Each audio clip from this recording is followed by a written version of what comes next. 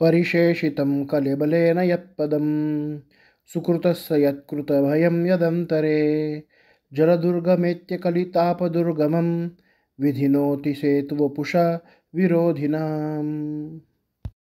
यत म्हणजे ज्यामुळे, कलिबलेनं कलीच्या सामर्थ्याने, सुकृतस्य म्हणजे धर्माचे, पदम म्हणजे पाय, परिशेषितम म्हणजे राहिलेले, कृतभयम म्हणजे भय उत्पन्न झालेले, यदंतरे म्हणजे ज्या समुद्राच्या मध्ये, कलितापदुर्गमम म्हणजे कलीच्या तापास पोहोचण्यास दुर्गम असे, जलदुर्गमम म्हणजे जलात्मक दुर्गम असे हे स्थान, एत्य येऊन, सेतुवपुषा म्हणजे नलसेतूच्या शरीराने म्हणजे रूपाने, विरोधिनाम म्हणजे आपल्या विरोधी असलेली जी पापे त्यांचा, विधुनोती म्हणजे परिहार करतो, नाश करतो।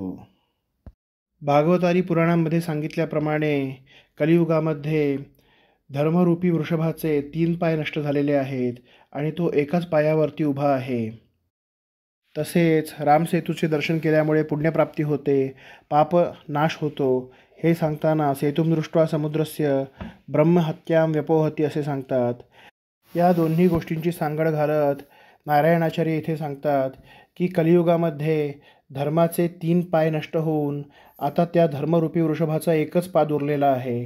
कलीच्या प्रभावामुळे उरलेला तो पायही नष्ट होतो की काय, म्हणून पृथ्वीवरती राहण्यास तो धर्म घाबरत आहे। म्हणून त्या धर्माने आता जलसेतूचा म्हणजेच रामसेतूचा आश्रय घेतलेला आहे।